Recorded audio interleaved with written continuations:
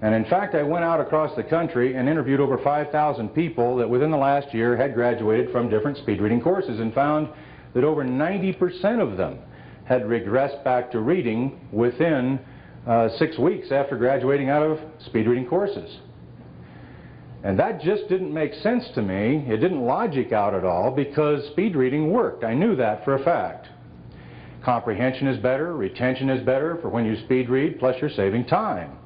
And that wasn't just statistics coming out of the speed reading industry, that was coming from the National Education Association. It was pretty much across the board. Speed reading works. The problem was, why? Why were people regressing? Why were people not holding on to this skill when in fact it worked, and in many cases they'd spend hundreds of dollars to learn how to speed read?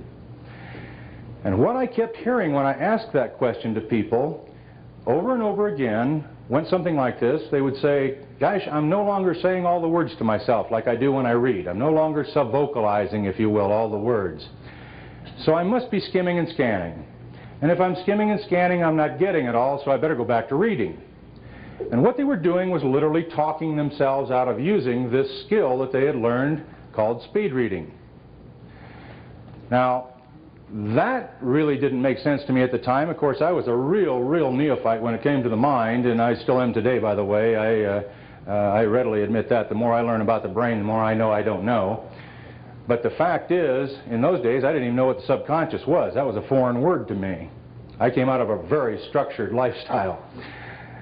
At any rate, now I know today that the conscious mind was literally talking these people out of using this skill. My next question following that was, I wonder what's happening to all these words when you speed read that are no longer being sub-vocalized, because you're coming down the page at such a speed, it's physically impossible to sub-vocalize or say all the words to yourself as you do when you read.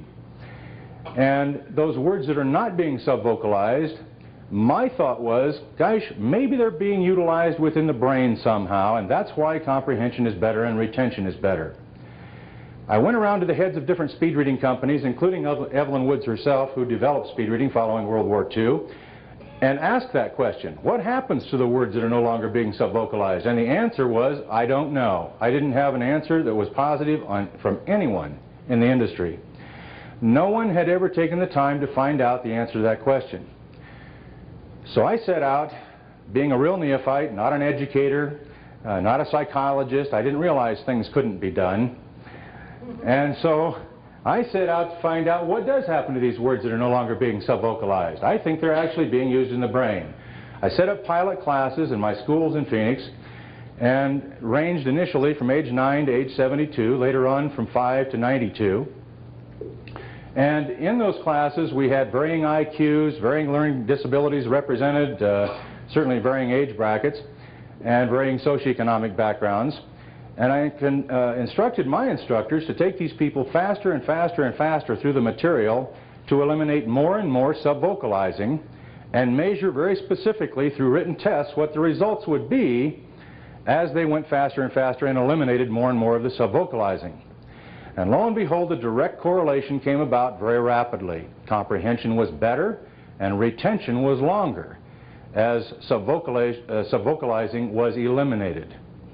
And once we got to the point where it was physically impossible to sub-vocalize any words on the page, and therefore it was physically impossible really to focus on the page, that was the reason for it, and this happens at approximately 2 pages per second, at that speed, the comprehension peaked and the retention became 100%. Now what had happened at that point was the sensations of reading had completely disappeared. There was no sub-vocalizing involved at all. There was no saying of the words to ourselves involved.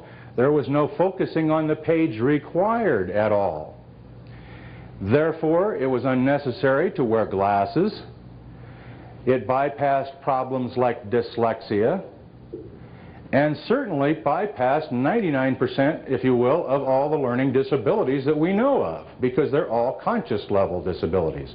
What had happened was we had opened up a direct path through the brain to a very specific part of the subconscious part of the brain, which was literally taking a verbatim picture of the information as it went by at the rate of 2 pages a second or faster.